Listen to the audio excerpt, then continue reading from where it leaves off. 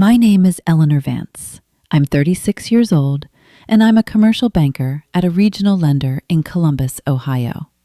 3 nights ago, my mother handed me a manila folder across the Christmas dinner table and asked me, in front of 18 members of my family, to write my brother a check for $411,000. The folder had his mortgage statement in it, his HELOC balance, and a printed email from his loan officer warning him about default. My mother slid it toward me like she was passing the cranberry sauce. I didn't argue. I didn't raise my voice. I set my fork down, wiped my mouth with the navy blue napkin I had folded myself an hour earlier, and opened a different folder. A folder I had brought with me, a thin one, khaki, with a single rubber band around it. Inside that folder was a promissory note my parents had signed 8 years ago on a kitchen table in Westerville when they borrowed $240,000 from me to seed my brother's first business. A note they had forgotten existed. A note with an acceleration clause on page 3.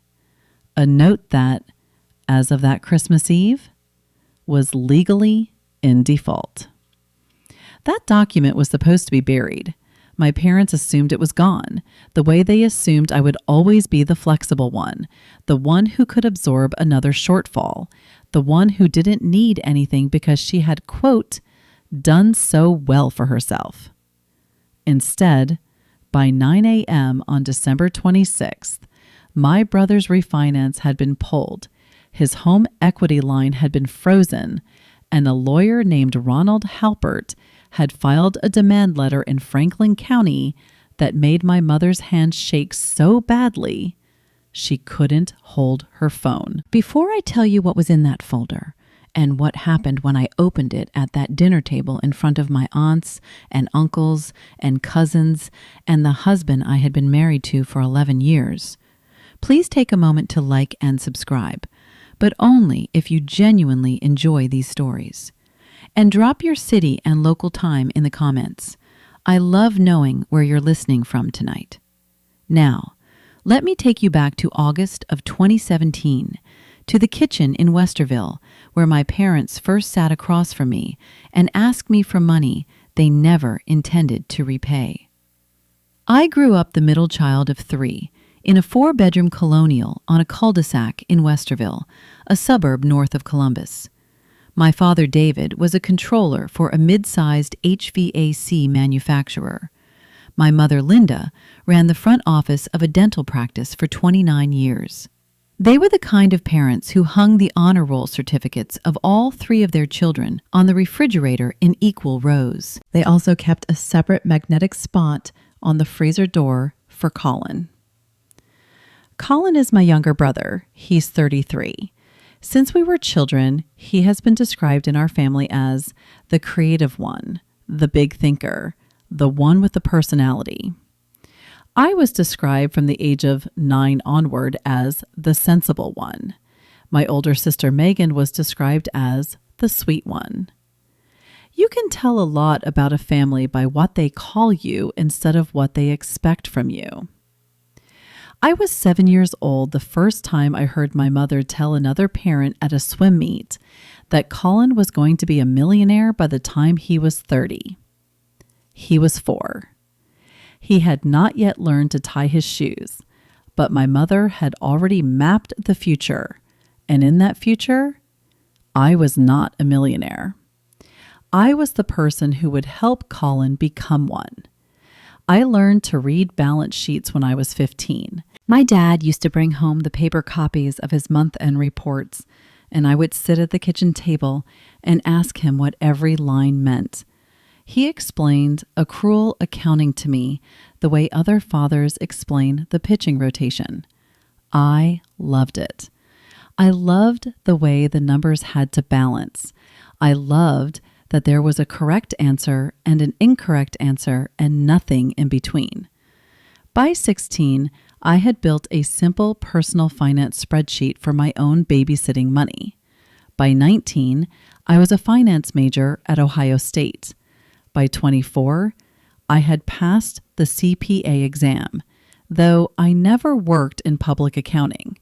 I went straight into commercial lending. I'm telling you all of this because it matters. It matters that the oldest memory I have of my mother is her telling someone my brother would be a millionaire.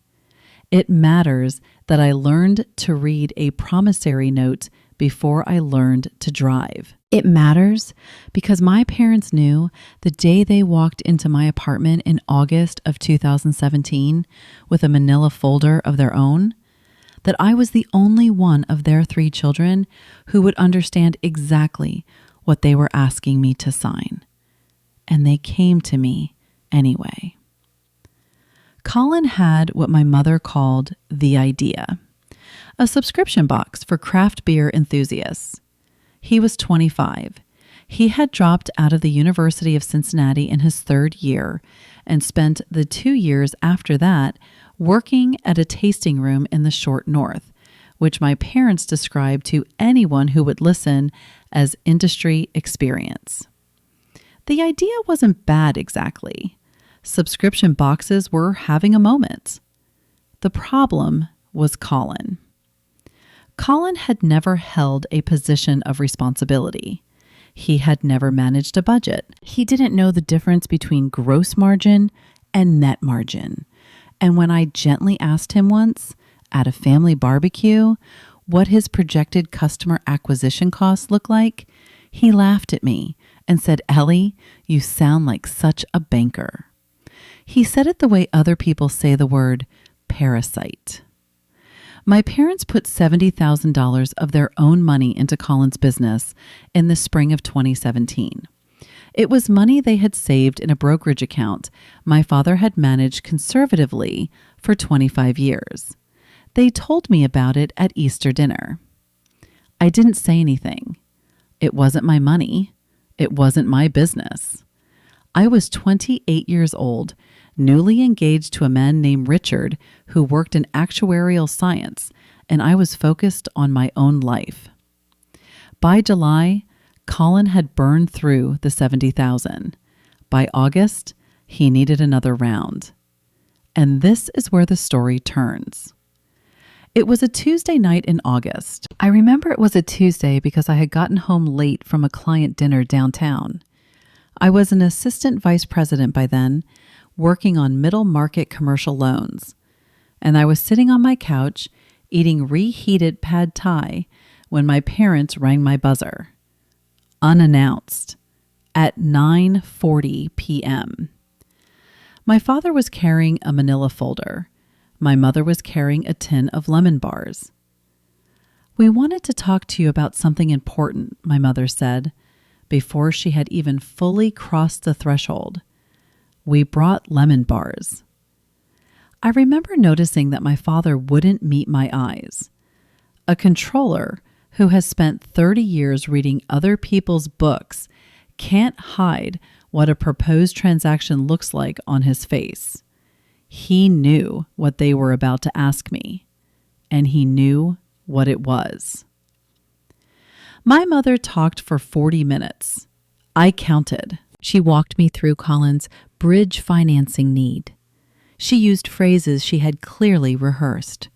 Short-term liquidity gap, working capital timing.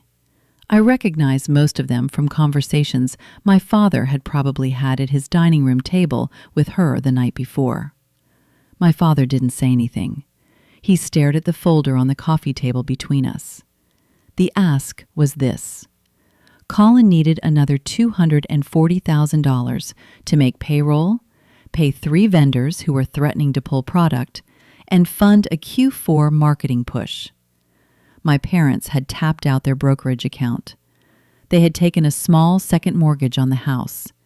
They had reached the edge of what they could do without putting their retirement at real risk.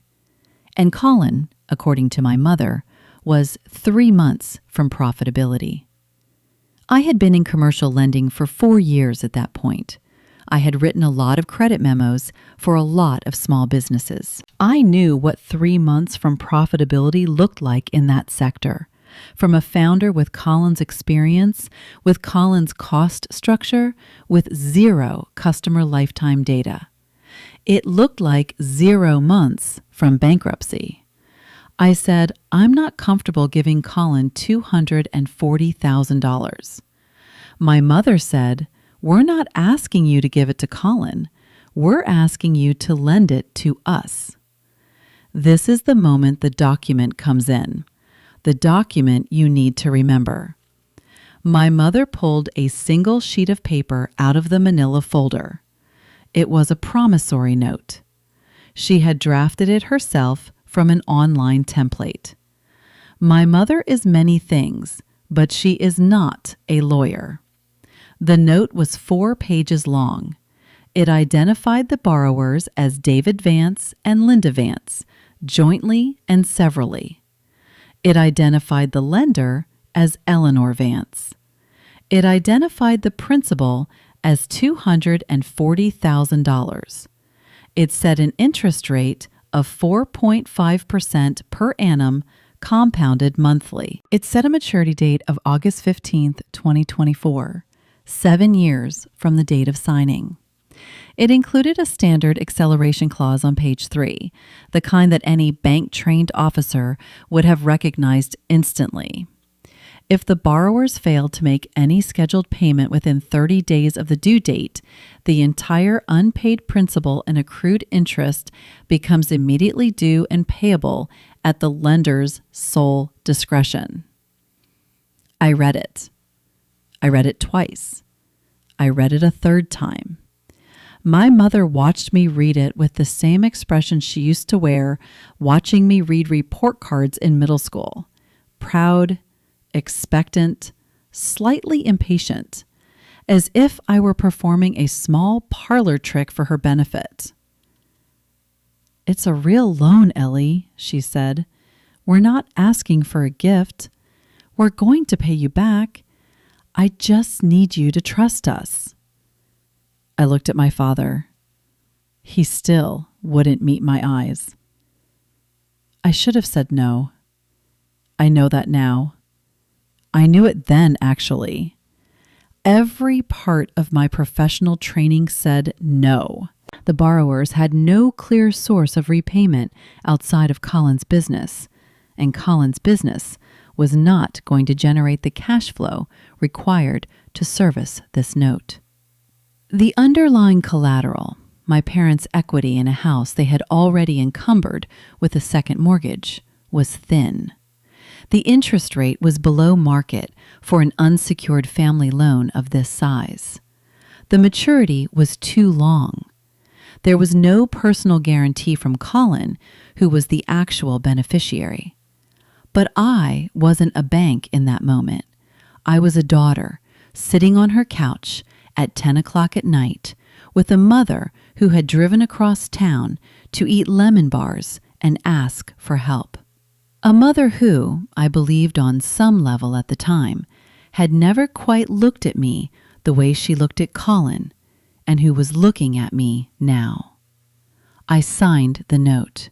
My parents signed the note. We used a blue ballpoint pen that I kept in a cup on my kitchen counter. My mother hugged me. She said, "You're such a good daughter, Ellie." My father nodded at the folder and said one time, "Thank you," and then they left. I transferred the $240,000 from my brokerage account to my father's checking account the next morning at 8:02 a.m. I have the wire confirmation. I have kept it in a red accordion file in the bottom drawer of the desk in my home office every year since. I have kept every document, every one. Colin's business failed 19 months later. It failed the way I knew it would fail, in the way that subscription boxes with no customer acquisition model and no retention strategy fail. The burn rate overtook the revenue. The vendors stopped extending credit. Colin tried to do a round of friends and family, and my parents were tapped out. And a seed fund in Cleveland passed after a single meeting, and by March of 2019, Colin was closing the warehouse and selling the last of the inventory on a clearance site for pennies on the dollar. My parents never missed a payment on my note in the first 2 years. I want to say that clearly. For the first 2 years, Linda and David Vance paid me $1,812 on the 15th of every month, like clockwork, from my father's checking account. It was a scheduled ACH transfer. They set it up the week after they signed the note without me asking. In those first 2 years, I almost forgot the note existed. I treated the monthly payment as reliable income. I put it toward my own mortgage on the house Richard and I had bought in Bexley. Then, in April of 2019, the month after Colin's business closed, the payment didn't come in. I didn't call. I assumed it was a timing issue. The payment came in on the 22nd, 7 days late, with a short text from my mother. "Sorry, sweetie, banking hiccup. Fixed now." In May of 2019, the payment was 12 days late. In June, it didn't come at all. On July 3rd, 2019, I called my father. My mother answered. She told me my parents were restructuring their finances after Colin's business closure, and they were going to need a little flexibility on the note for a few months. She said this like she was asking to borrow a casserole dish. I said, "Mom, that's fine. Let's pause payments for 3 months. Send me something in writing." She said, "Ellie, don't be so formal. It's us." She never sent anything in writing. I made a note in my files anyway. A 1-page memorandum dated July 3rd, 2019, documenting the verbal forbearance agreement. I signed it. I put it in the red accordion file behind the original note. The payments never resumed. Not once. Not in the fall of 2019. Not in 2020, when the pandemic gave them what my mother called a very real excuse. Not in 2021. Not in 2022. Not in 2023. Not in 2024, when the note matured in August without a single payment having been made in over 5 years, with no discussion, no acknowledgement, no attempt to renegotiate. The note sat in my red accordion file, and every August 15th, I made a small notation on my laminated payment schedule documenting the missed payment. I counted 63 consecutive missed payments by the time Christmas 2024 came around. Principal owed with interest accruing at the stated rate, approximately $298,000. Default interest and penalty would bring that figure under the note's terms to something north of $340,000. My parents never mentioned it again. Not on a birthday card, not in a Christmas phone call, not on Mother's Day or Father's Day or Thanksgiving. The note was, in their minds, a thing that had been done and then forgotten. The way you forget a magazine subscription that auto-renews on a card you stopped carrying. But I am a commercial banker. I don't forget notes. And I had also, without telling them, done one other thing in August of 2017, on the morning after they signed the document. I had taken the original signed, witnessed promissory note to a notary at the branch where I worked. I had it notarized, I had it recorded with my attorney, and I had it filed in a tamper-evident envelope in my firm's document retention system, where it had sat for 8 years. That is the document. That is the weapon. Hold on to it. In October of 2024, 2 months after the note matured, my mother called me on a Sunday afternoon. I was in the kitchen with Richard, slicing apples for a pie. She told me that she and my father had been thinking a lot about the family and wanted to have a serious conversation with me about Colin. Colin was, at that point, 32 years old. After his subscription box failed in 2019, he had worked briefly at a friend's digital marketing agency, then left after 9 months. He had tried, very briefly, to start a second business, a consulting practice with no clients. He had moved back in with my parents for almost 2 years. He had in 2022 married a woman named Brianna, who worked as a registered nurse at a hospital downtown. And in the spring of 2023, with a down payment gifted by my parents from what remained of their retirement savings, he and Brianna had bought a 4-bedroom house in New Albany for $495,000. They had financed it with a 30-year mortgage at a rate north of 6.7%. They had, within 6 months, taken out a home equity line of credit for $85,000 to, quote, finish the basement and pay off some wedding expenses. By October 2024, Colin was 3 months behind on his mortgage. My mother explained all of this to me over the phone in the same tone she had once used to explain Colin's need for tutoring before the SAT. She said, "Ellie, your brother is under a lot of stress. His job hasn't worked out. Brianna's hours got cut. They're going to lose the house, sweetheart. They're going to lose the house." She said it 3 times in 3 slightly different ways, each version a little more tearful than the last. I said, "Mom, what are you asking me to do?" She said, "We were hoping you and Richard could help him catch up. Not a lot, just enough to keep him from drowning." I said, "How much?" She said, "Well, $48,000 would bring the mortgage current. And there's the HELOC. And there's some credit card debt from the wedding. Maybe 100? 100 would really change everything for him, Ellie." I didn't say yes. I didn't say no.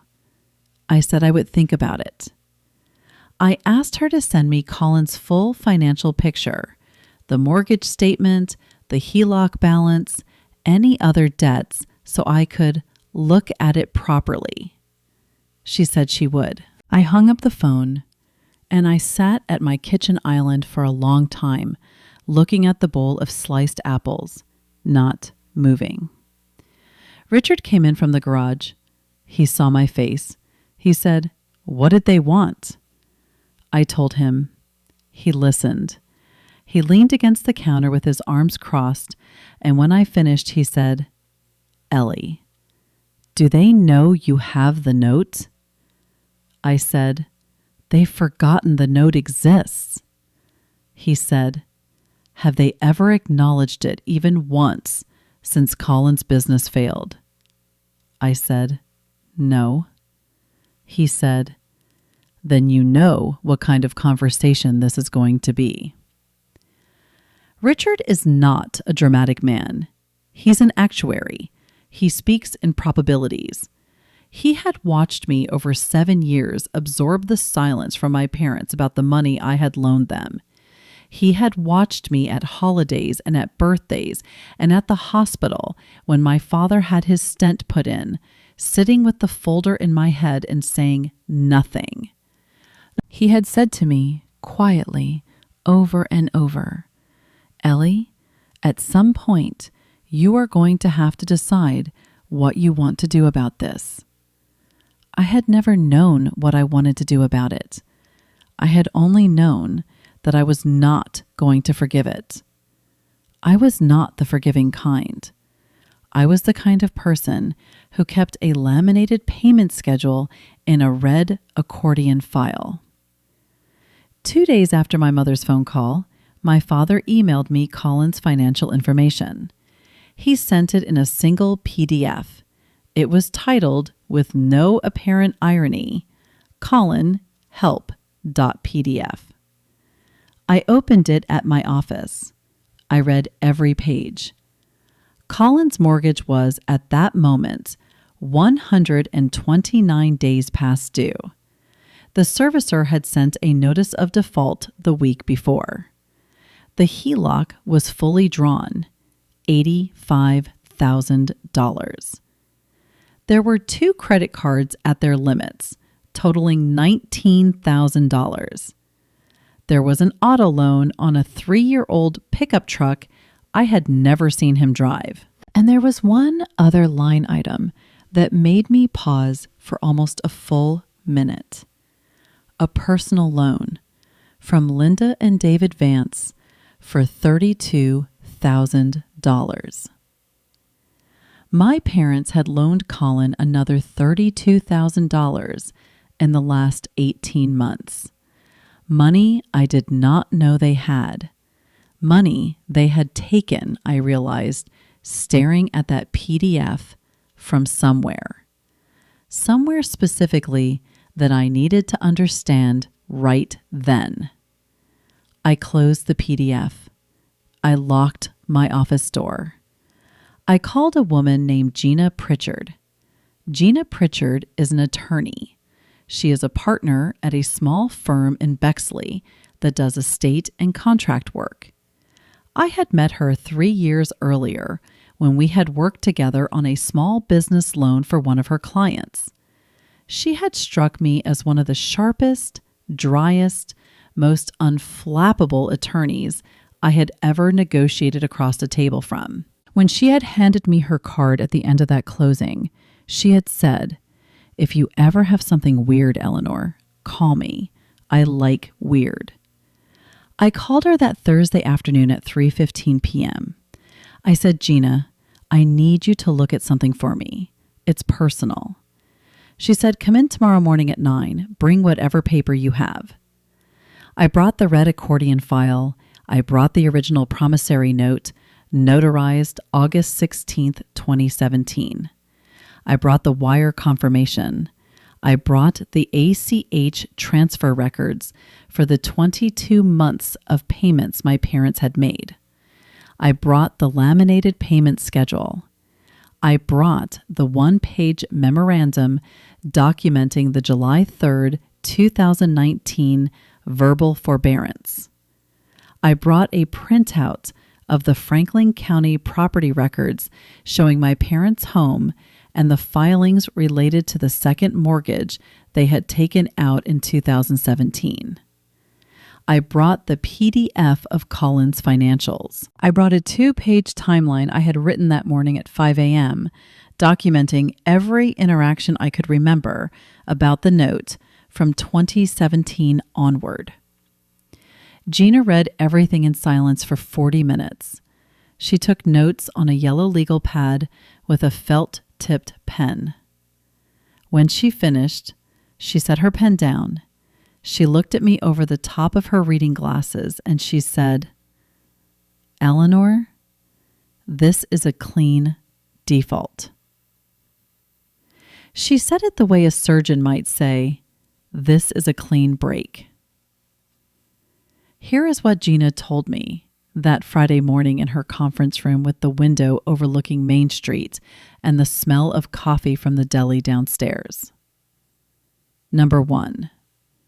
My parents' promissory note to me was valid, enforceable, notarized, and documented. The acceleration clause on page 3 was standard and had been triggered more than 4 years ago by the 63 consecutive missed payments. The verbal forbearance in July 2019 did not, under Ohio law, extend the note indefinitely.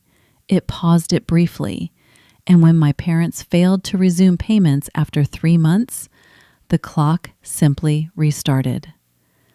The statute of limitations on a written instrument in Ohio is 15 years from the date of default.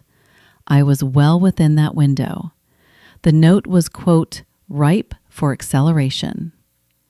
Number 2, the principal and accrued interest calculated through December 31st, 2024 came to $297,416, with default interest at the stated rate applied from the first missed payment in April 2019. The total demand figure came to $341,808.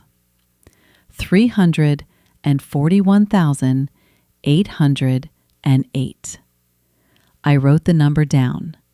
I underlined it twice.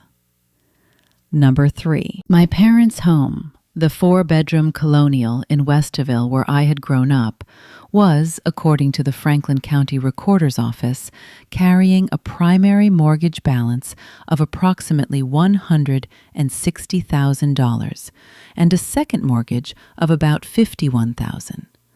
The home's recent market value was approximately $490,000. Available equity, roughly $280,000. Gina set her felt-tipped pen down. She said, Eleanor, if you choose to accelerate and file, you have the capacity to place a judgment lien on your parents' home. The lien would survive any attempt to transfer the property or refinance the existing mortgages. If your parents cannot satisfy the judgment, the lien could, in theory, be foreclosed upon, though that is not a path I would recommend lightly. More practically, the existence of the lien would freeze your parents' ability to do anything with that house. No equity line, no refinance, no sale without paying you first. She said, you are effectively a first position creditor waiting to happen. I said nothing for 8 seconds. I counted. Then I said, what about Colin? Gina said, Colin is not a party to this note. He has no legal exposure from it. But, she paused, but if your parents are currently routing money to him, the $32,000 you mentioned, and they are in default on an obligation to you, there are avenues. Not for you to pursue Colin directly, for you to ensure that no further money moves from them to him. Constructive notice, demand letters, if there is any suggestion of a fraudulent transfer, money being moved to a family member to avoid a creditor, we can explore it. She said, but Eleanor, the cleanest path, the one that doesn't require you to litigate your own family for the next 2 years, is to accelerate the note, serve the demand, and let the mechanics do the work.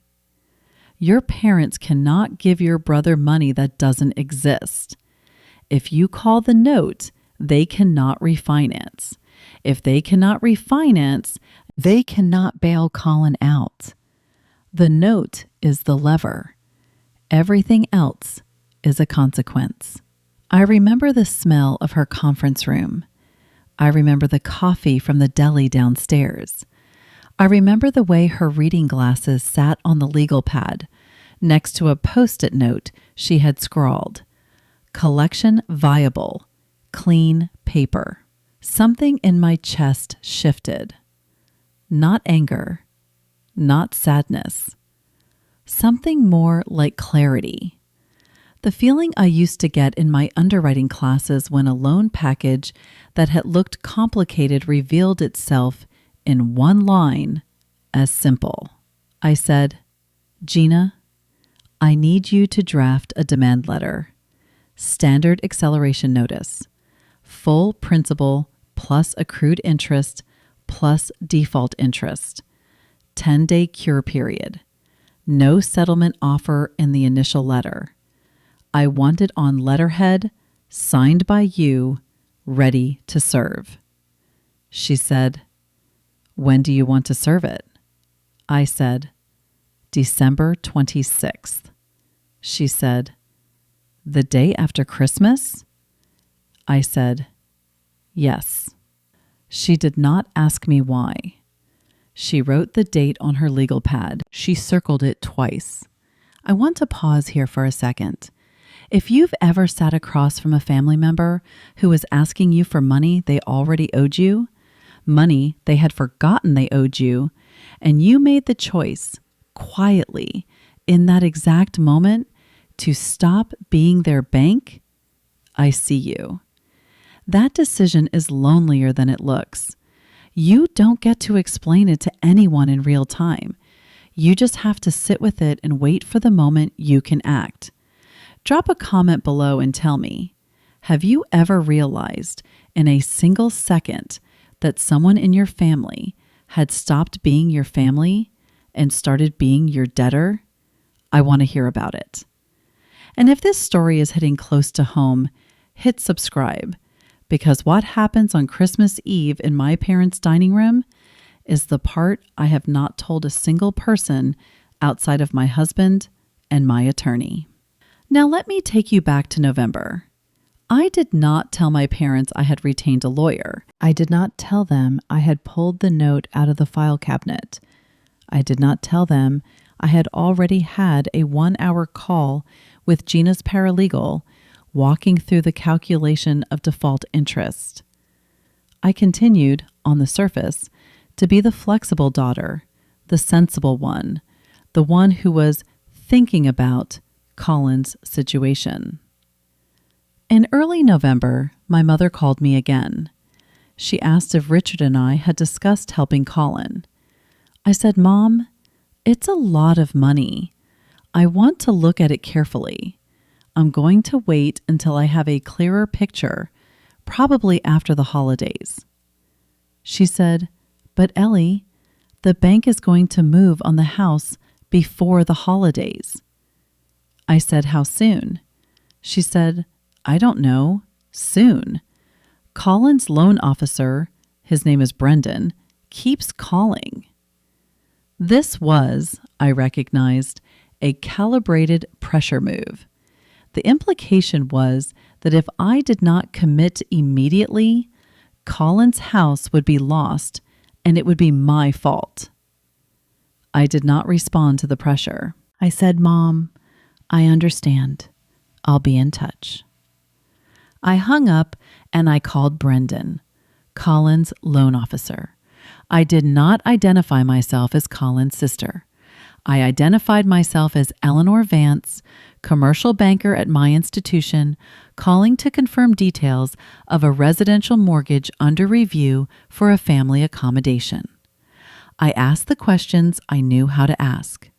Brendan, who was young and not particularly guarded, told me that Colin's mortgage had been in default for 137 days, that foreclosure proceedings would not commence until day 180 at the earliest, that there was a preservation of home program Colin would be eligible to apply for, but that he had not yet submitted the paperwork, and that, quote, "the real story is that his parents are trying to co-sign a refinance to pull him out, but they don't have the income documentation or the equity." They didn't have the equity. I thanked Brendan. I hung up. I sat in my office and I wrote down, on a yellow legal pad of my own, exactly what was happening. My parents were not telling me the house was going to be lost before the holidays. The foreclosure timeline was February at the earliest. They were telling me that because they wanted me to move fast before I had time to think carefully. They were also attempting to refinance Colin's house using the equity in their own home, the home that was encumbered by my unsatisfied promissory note. A refinance that, if it closed, would extract roughly $200,000 of equity from my parents' house and transfer it to Collins. A refinance that would functionally move the last of my collateral out of reach hours before I was planning to accelerate. They were not asking me for help. They were racing me. I called Gina. I told her what Brendan had said. She listened.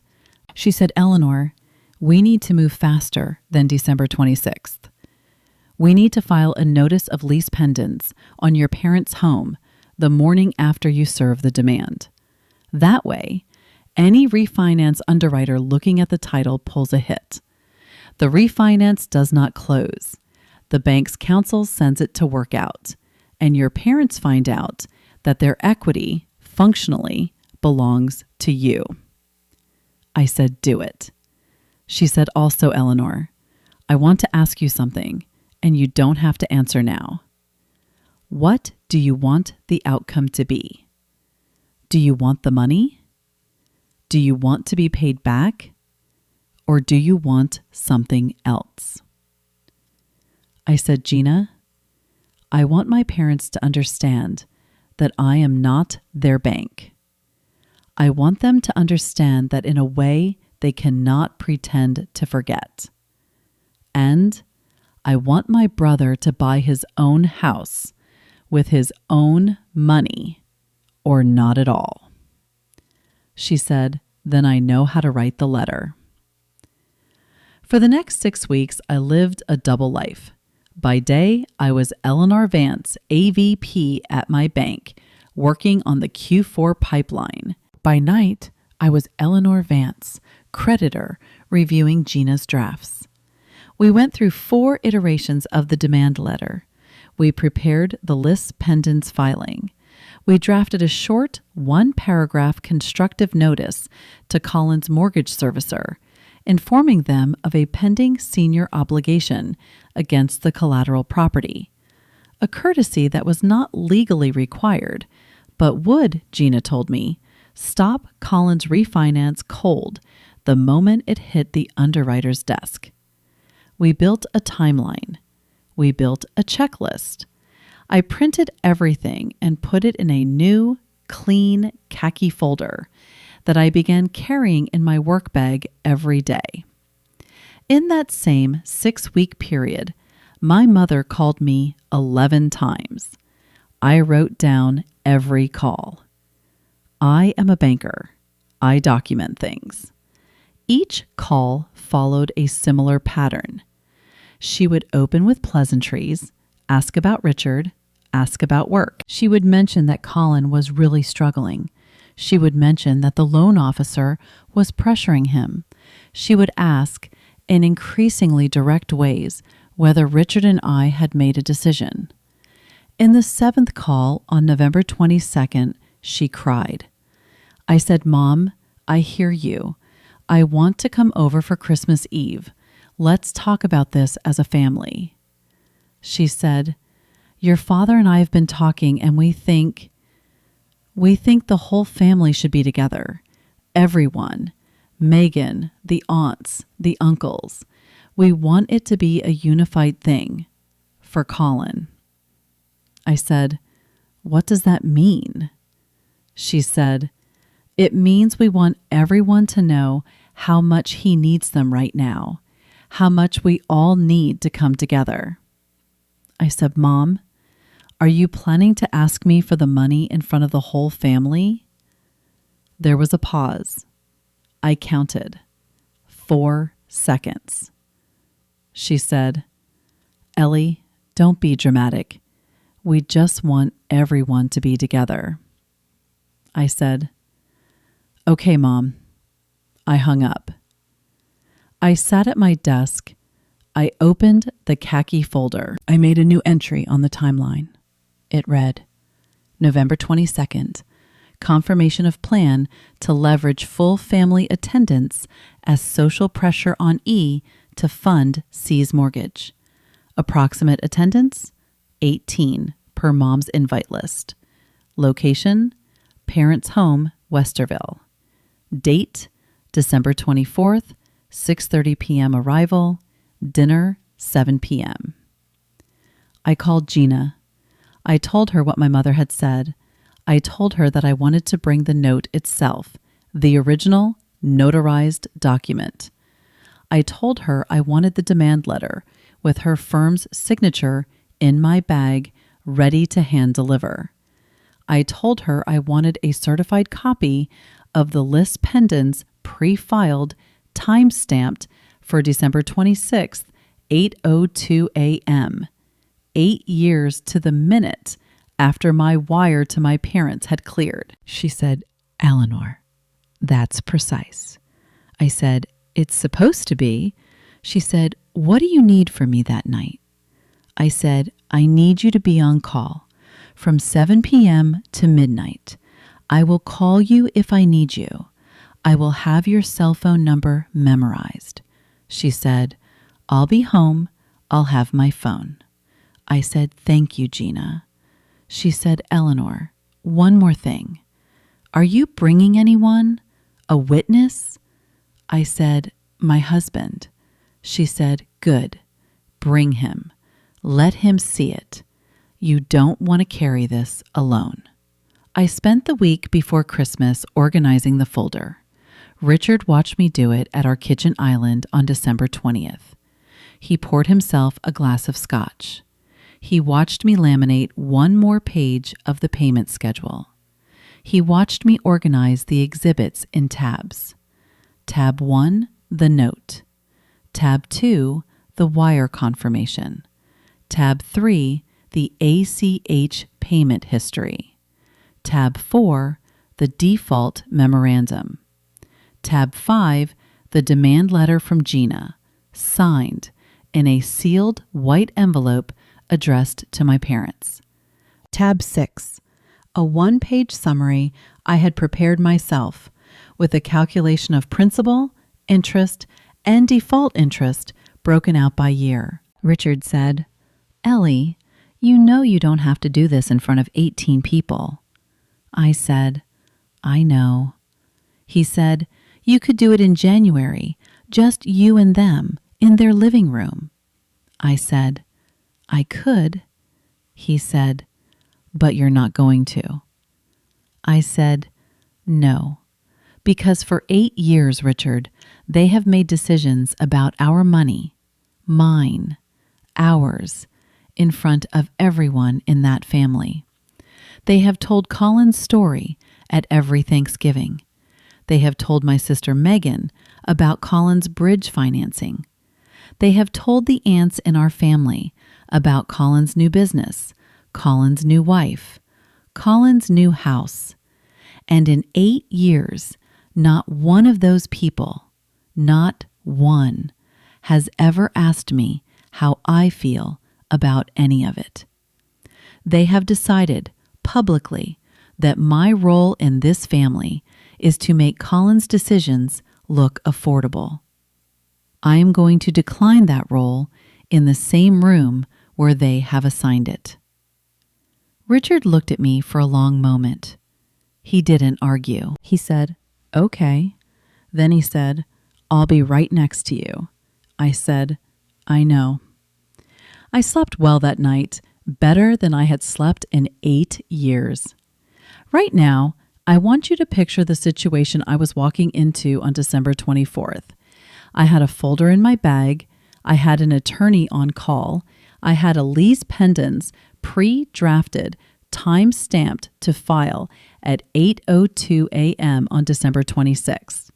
I had a husband who had agreed without a single complaint to drive me to a house where 18 members of my family were going to try collectively to bully me into writing the largest personal check of my life.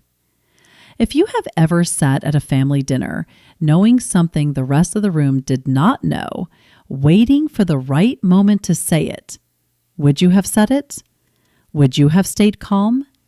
Would you have brought your folder to the table, or would you have left it in the car? Drop your answer in the comments.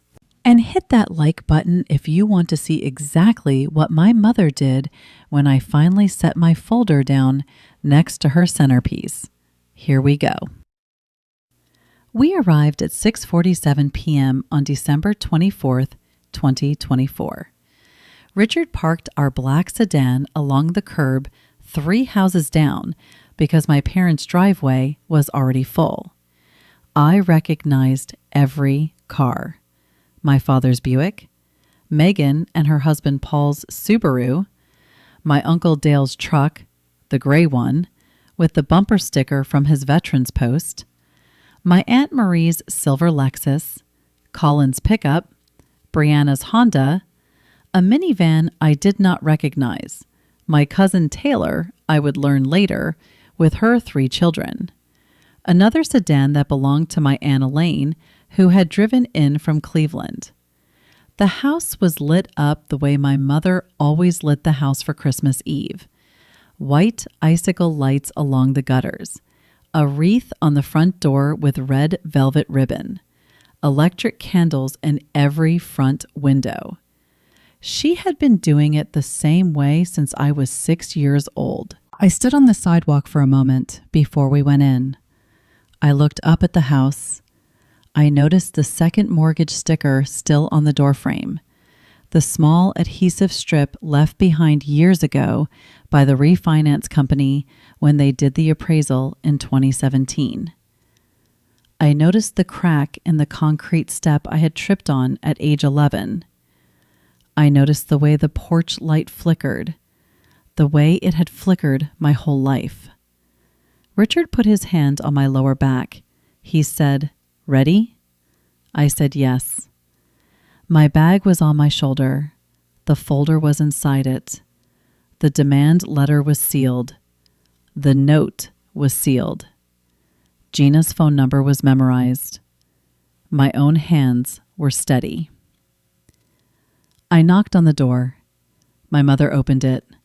She was wearing the red cashmere sweater I had bought her 4 years ago for Christmas, and a pearl necklace my father had given her for their 30th anniversary. "Ellie," she said, and she hugged me with the particular intensity she reserves for moments when she wants something. "Oh, sweetheart, I'm so glad you're here." My father was behind her. He nodded at me. He said, "Eleanor." He has called me Eleanor instead of Ellie since I was 13. It is the only small rebellion he has ever permitted himself against my mother's management of our household. I always loved it. The house smelled like my mother's cooking, prime rib, lemon cleaner. She had scrubbed the kitchen that morning. Pine, the candle she always burned on Christmas Eve, the Yankee candle in the glass jar, balsam and cedar. Underneath it all, underneath all of it, was the ordinary smell of the house itself, the smell of 36 years of my life. I took my coat off. My mother took it from me and hung it in the front closet. She said, "Everyone is in the living room. Come in, come in. We're going to eat at 7. I walked into the living room. 16 faces turned toward me. My sister Megan, who ran to hug me with her usual enthusiasm. Her husband Paul. My nephew Owen, who was 8, and my niece Claire, who was 6, both on the floor with Colin's stepdaughter. My Uncle Dale and his wife Patty. My Aunt Marie and her husband Glenn. My Aunt Elaine. My cousin Taylor and her husband and 3 children. My cousin Daniel, who had flown in from Charlotte. My father's older sister Judith, who was 78 and who had always liked me in her quiet way more than she liked my brother. And in the corner, by the fireplace, with his arm around Brianna, was Colin. He looked good. He looked rested. He was wearing a Christmas sweater I suspected Brianna had picked out. His hair had been cut recently. He was holding a beer. He smiled at me the way he had always smiled at me, easy, untroubled, as if he and I were on the same side of every situation that had ever existed. He said, "Hey, Ellie, Merry Christmas." I said, "Merry Christmas, Colin." I meant it, or I meant the version of it that I could mean. The version that said, "You are my brother. I am not angry at you. I am handling a situation that exists between me and our parents, and you will learn about it when the adults are done discussing it." Colin did not know. I realized this as I looked at him. He did not know. My parents had not told him they were going to ask me for the money in front of everyone. He believed, genuinely, that this was simply a family Christmas and that my parents were privately handling the negotiation with me the way they had always handled negotiations with me. His surprise when it came was going to be real. I hugged my sister. I hugged my aunts. I shook hands with my uncles. I let my nephew Owen show me a Lego spaceship he had built.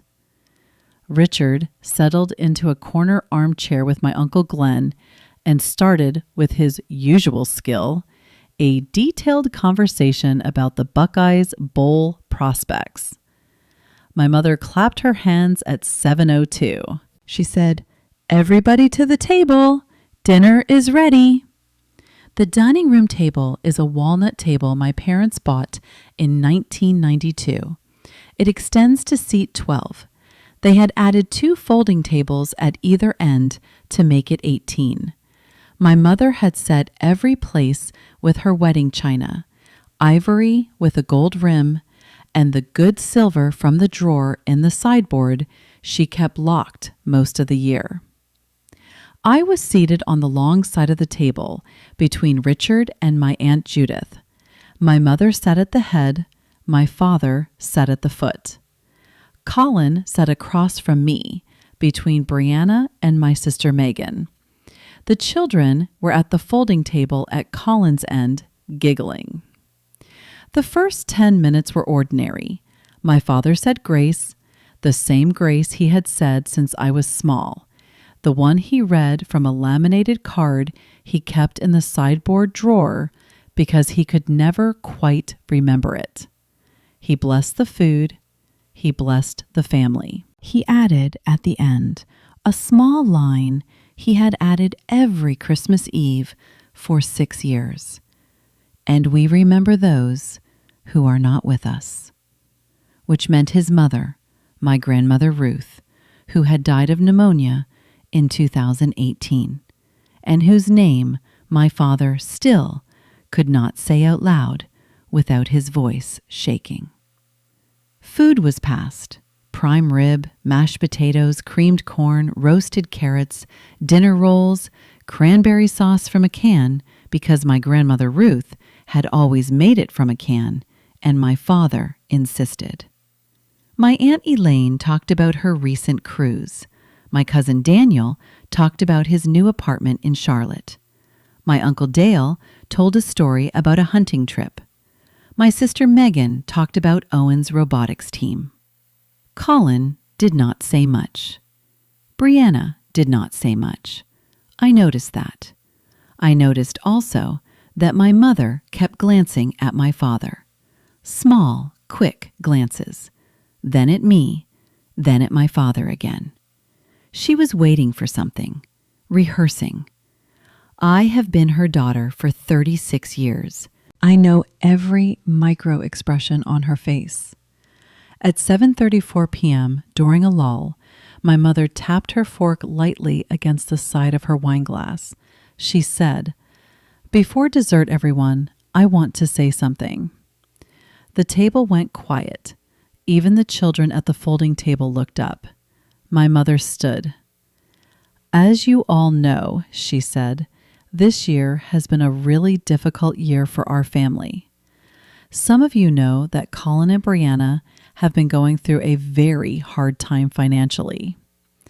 They bought their beautiful house last year, and between the interest rates and the health issues Brianna has had and Colin's job changes, they have found themselves in a situation none of us ever wanted them to be in."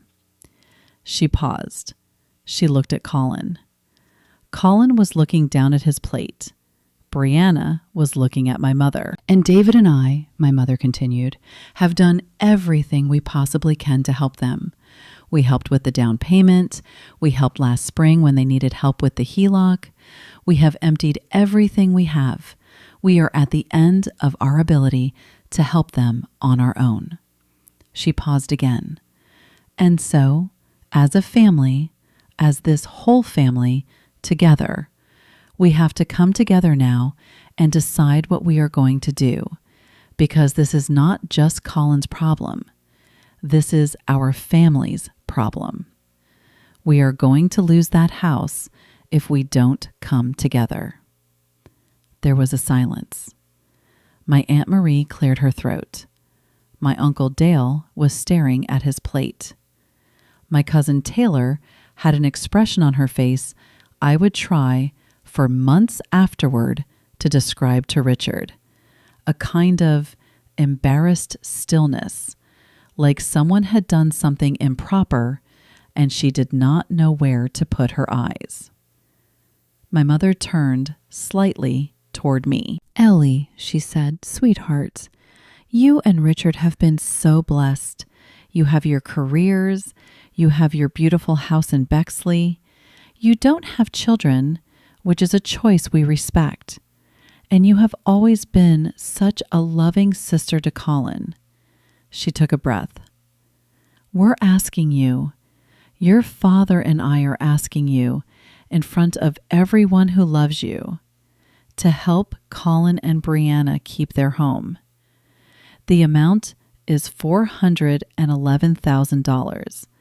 That will pay off the mortgage entirely, cover the HELOC, and leave them a small cushion to rebuild."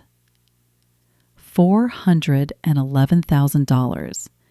She had said the number out loud at the table in front of 18 people. She reached for a folder at the corner of the sideboard behind her, a manila folder, the same kind she had brought to my apartment in 2017. She slid it across the table toward me.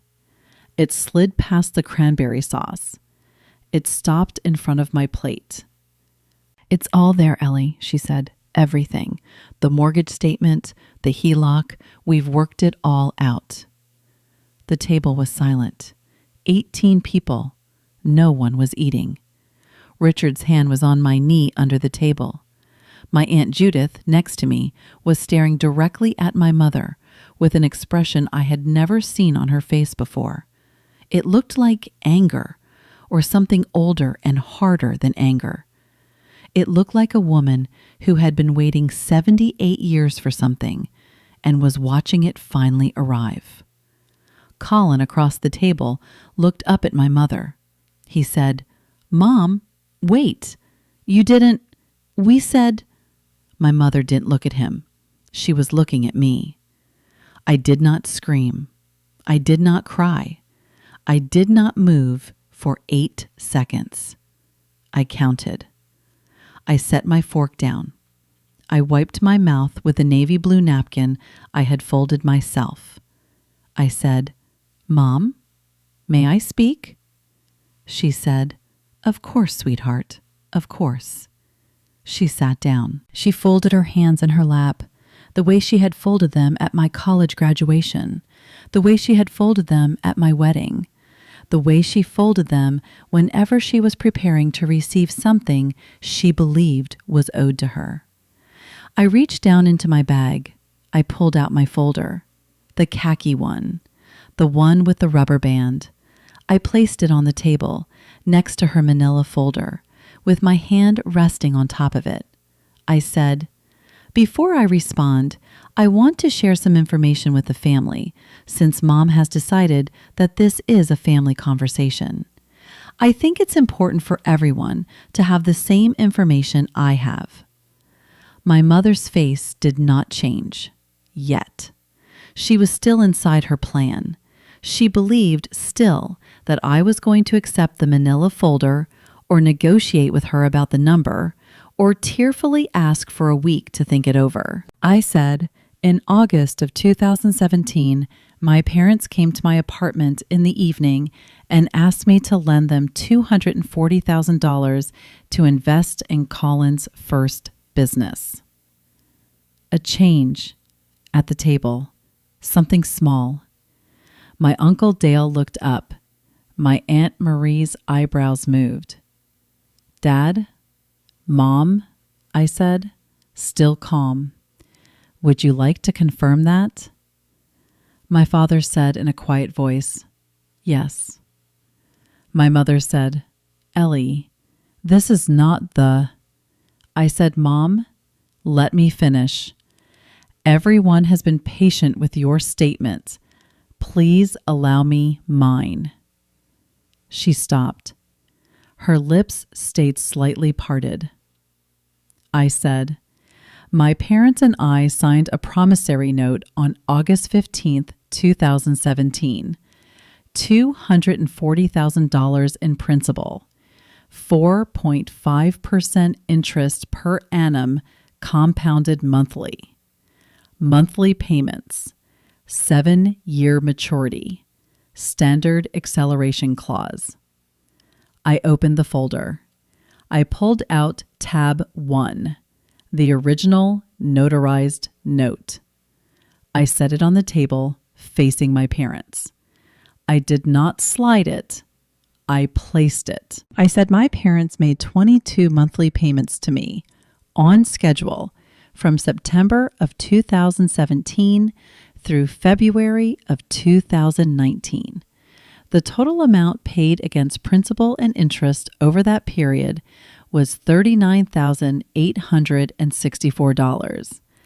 I have the ACH records. I pulled out tab 3. I set it next to the note. I said, in March of 2019, Colin's business closed. In April of 2019, the payments to me stopped. They have not resumed. My parents have not made a payment on this note in 68 months. As of December 31st of this year, the outstanding principal and accrued interest on this note at the stated rate is $297,416. With default interest applied from the first missed payment, the total demand figure is $341,808. I wrote the number on the table. I wrote it on the white paper placemat in front of me, in ballpoint pen and block numerals. $341,808. I said, for reference, Mom, the amount you just asked me to pay on Colin's behalf tonight is $411,000. I paused. No one at the table was breathing. If you combine the two, I said, you have asked me over the course of 8 years to transfer approximately $750,000 of my personal capital to my brother through you without an expectation of repayment, without an acknowledgement of debt, without so much as a mention on a Christmas card. My mother said, Ellie, that's not, that note was, we are going to pay you back, Ellie. You know that. I said, Mom, I'd like to respond to that. I pulled tab 5 out of the folder, the sealed white envelope. I slid it. Now I slid it across the table. It stopped in front of my father. I said, Dad, this envelope contains a demand letter from my attorney, Gina Pritchard of Pritchard and Weiss in Bexley. The letter accelerates the note under the clause on page 3. It demands payment in full of the outstanding principal, accrued interest, and default interest totaling $341,808 within 10 days of receipt. Tonight, is receipt. My father looked at the envelope. He did not touch it. He closed his eyes. I said the letter will be followed on the morning of December 26th at 8:02 a.m. by the filing of a notice of lis pendens against the real property at 2847 Sycamore Lane, Westerville. That's your house, Dad. I'm telling you this so you know. The lis pendens will appear in the Franklin County Recorder's Office within 3 business days. It will flag the title. It will prevent any refinance, any home equity draw, and any sale until the obligation is satisfied or otherwise resolved. My mother said, Ellie, stop. What are you doing? I said, I am collecting a debt, Mom. Nothing more than that. Aunt Judith next to me at that exact moment did something I will remember for the rest of my life. She set her fork down. She wiped her mouth. She placed her hands on the table, palms down in front of her. And she said very quietly, I was there. Everyone turned to her. She said, I was in the kitchen on August 14th, 2017, the day before they went to Eleanor's apartment. I had come over to drop off zucchini from my garden. I heard David and Linda arguing in the dining room. Linda said, and I am quoting her from memory, David, we'll pay her back if we can. If we can't, she's doing well. She's done well for herself. She will understand. David said, Linda, that's not how a promissory note works. And Linda said, then we won't call it a promissory note. And then I heard her go online and start looking at templates. My Aunt Judith looked at my mother. I have kept my mouth shut for 8 years, Linda, because it wasn't my business. But it is my business tonight, because you have decided to make this entire family a witness to what you are doing to your own daughter. So no, I was there. Eleanor is telling the truth.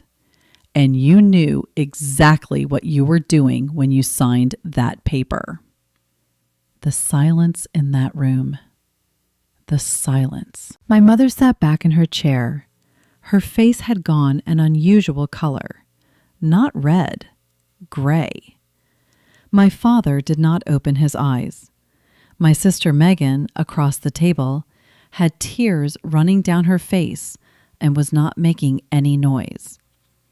My Uncle Dale was holding the corner of the tablecloth between his thumb and forefinger, twisting it slightly, the way he twists a rag when he is trying to keep his hands busy.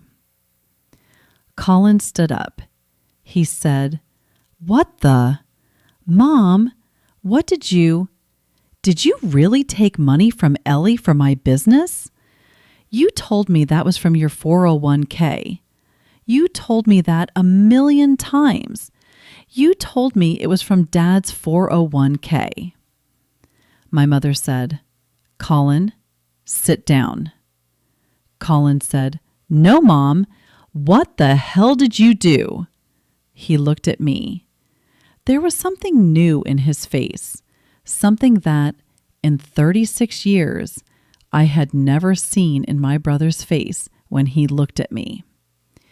I realized with a small shock that it was respect.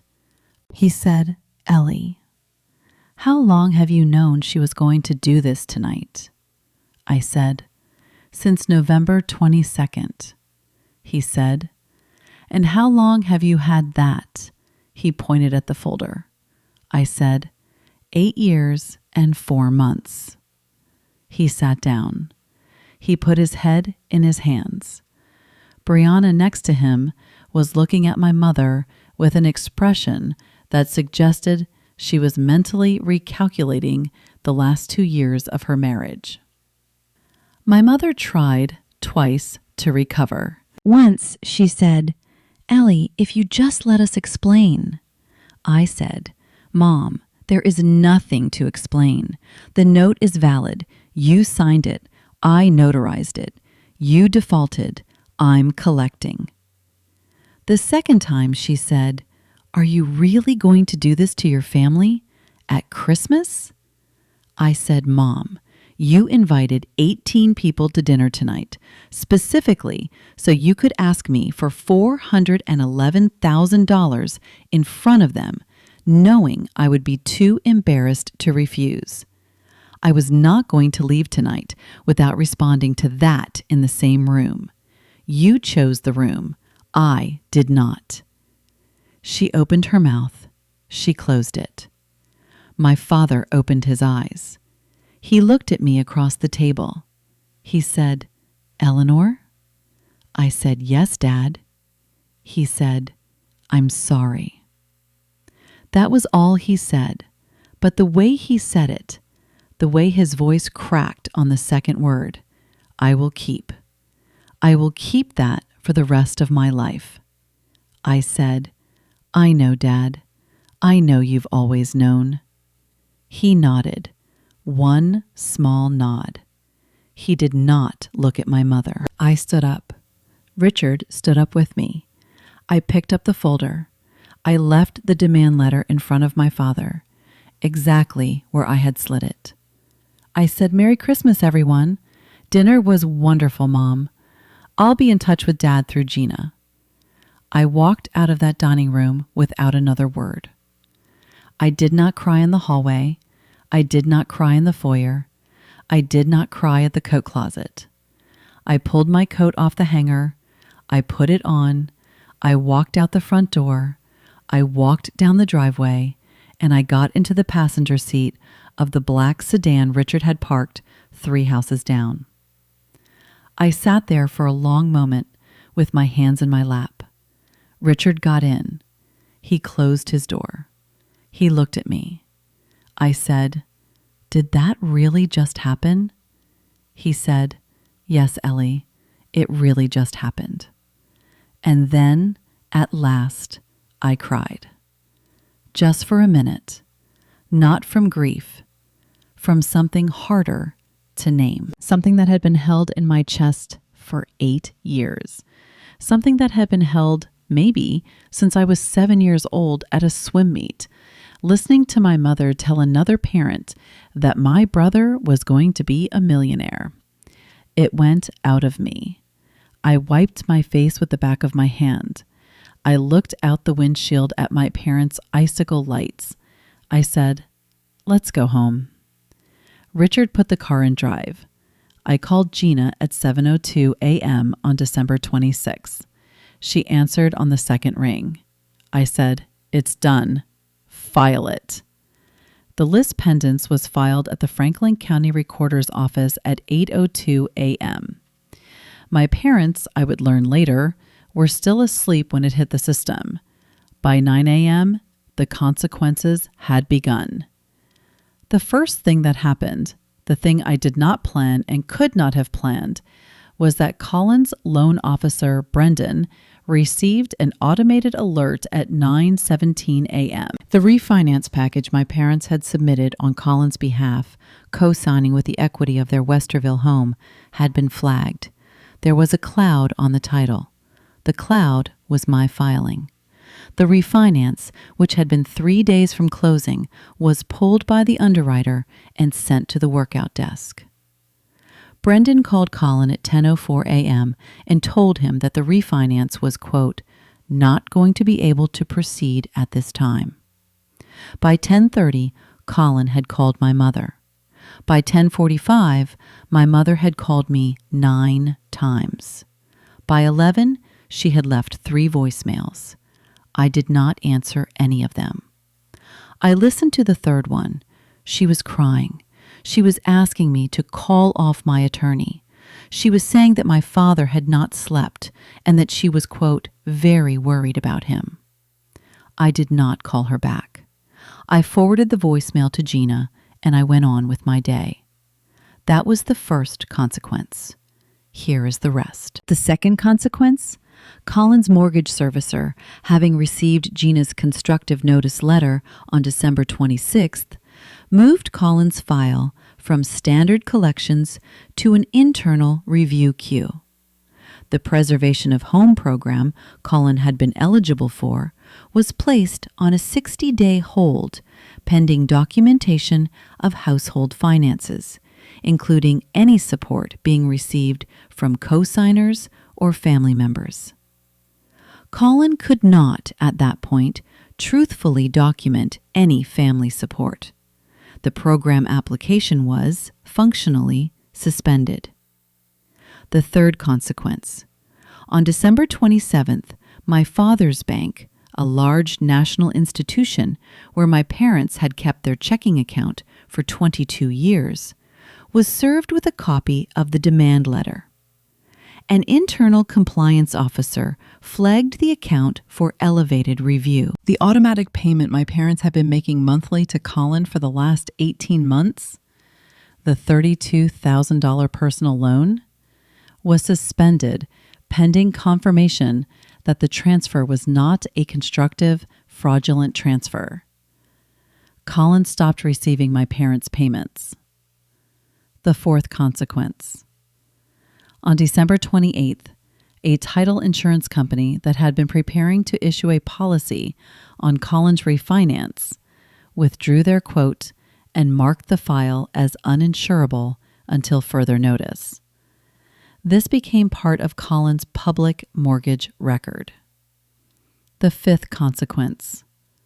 On January 6th, my parents' second mortgage lender, who routinely monitored the title of homes they had lent against, noticed the lis pendens filing and sent my parents a letter placing their second mortgage in technical covenant breach. The letter did not demand repayment. It simply required my parents to provide, within 30 days, documentation of their plan to resolve the senior obligation in favor of Eleanor Vance. My parents had no such plan. The sixth consequence. Colin, who now could not refinance, could not access his parents' equity, and could not receive any further personal loans from them, made a decision on January 9th. He called the mortgage servicer directly. He enrolled in the preservation of home program on his own, under his own name, without my parents as co-signers.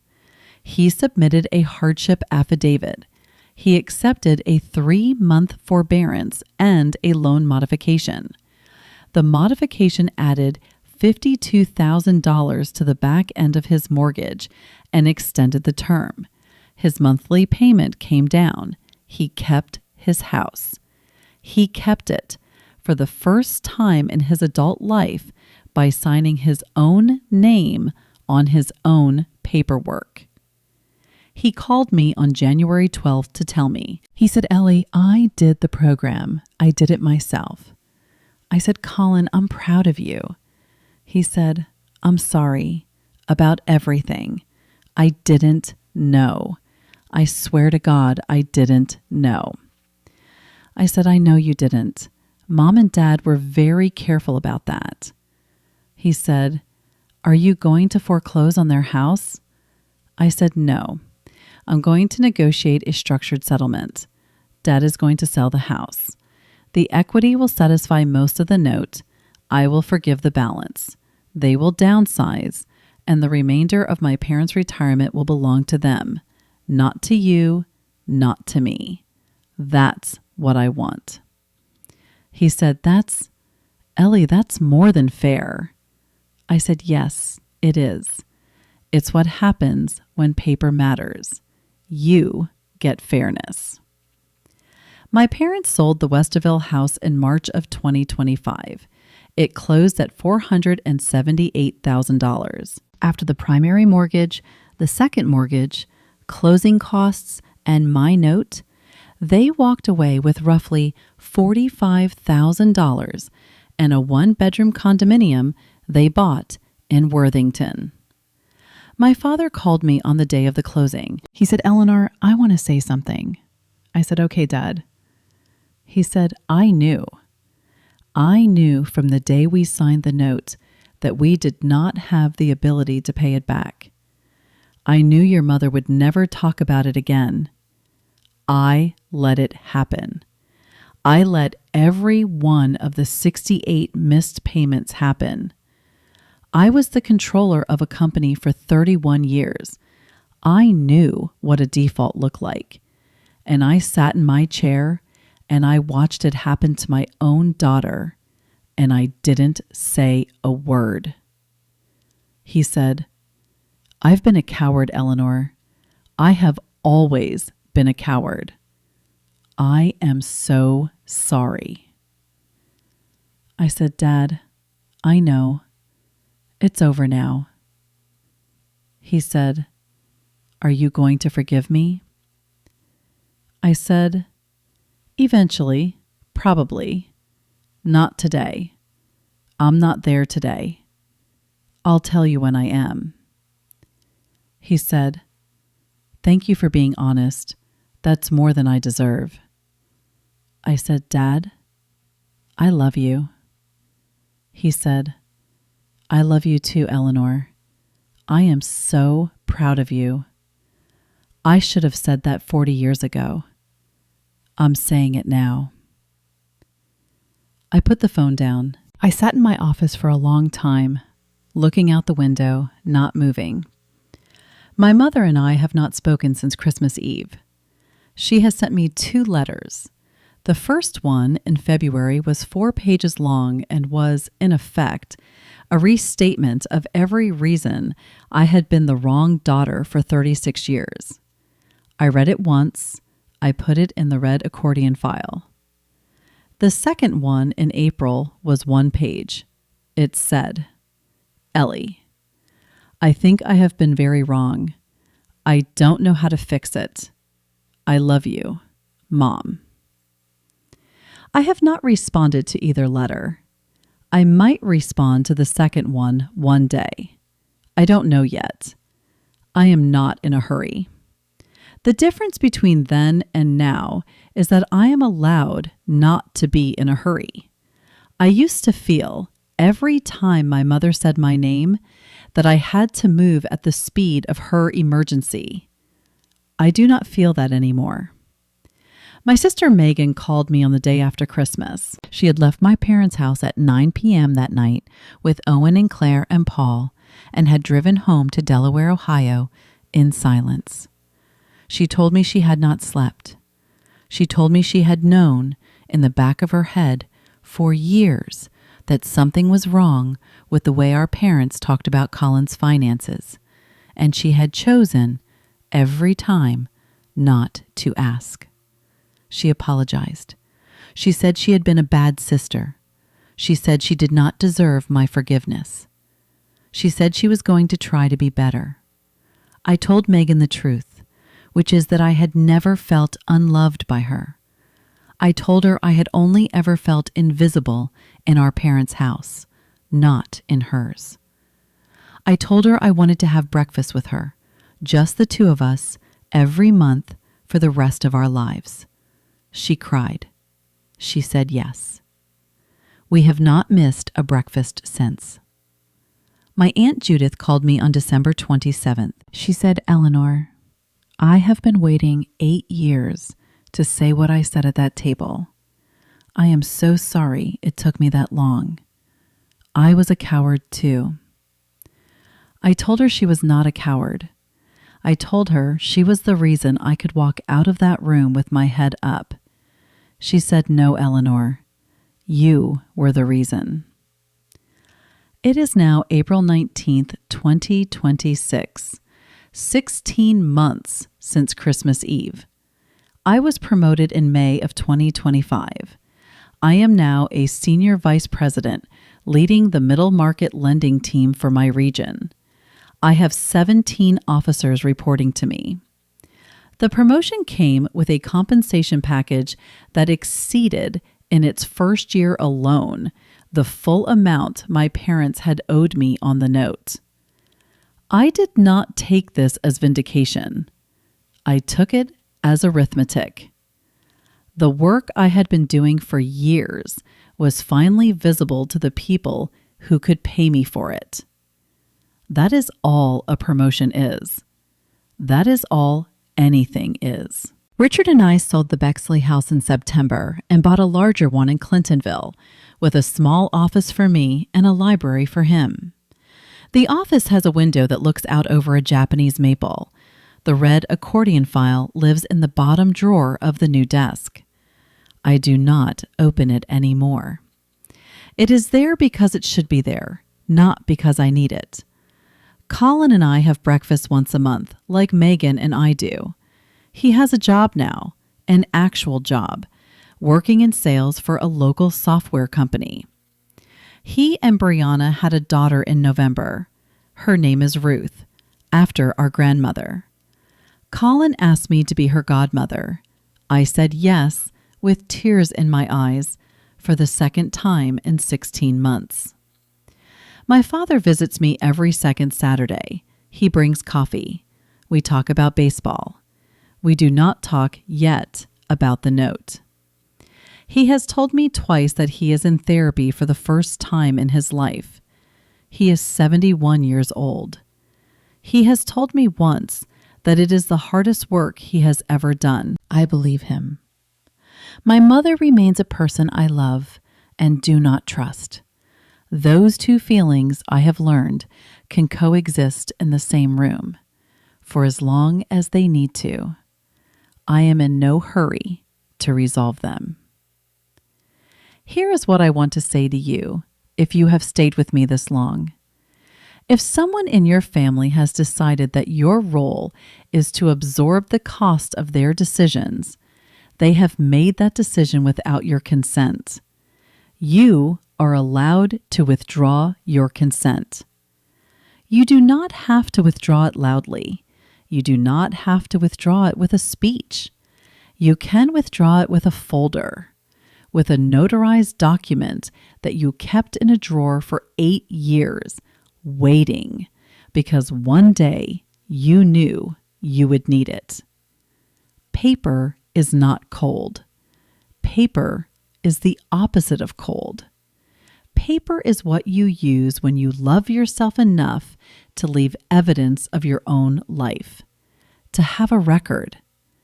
The people who will tell you later that you imagined the whole thing cannot tell you that if you wrote it down, signed it, and kept it. Boundaries are not walls. Boundaries are doors. A door has a lock. The key belongs to you. And you get to decide every day who walks through that door and on what terms, and whether you will be the one absorbing everyone else's weather, or whether for once someone else will stand out in the rain. My name is Eleanor Vance. I am 36 years old. I am a commercial banker in Columbus, Ohio. I spent 35 years believing that the most loving thing I could do for my family was to be flexible. It took one folder, one attorney, and one Christmas Eve to learn that the most loving thing I could do for my family was to be accurate. If you made it this far, thank you. If this story reminded you of someone, a sibling, a parent, a version of yourself from 10 years ago who was still trying to be the flexible one, tell me in the comments. I want to hear your version. And I want to ask you something specific since we have come this far together. If you had been sitting at that table on Christmas Eve, 18 people, the prime rib cooling, the manila folder sliding toward you with your brother's mortgage inside it, would you have opened your folder? Or would you have picked up theirs? Drop your answer below. I read every comment.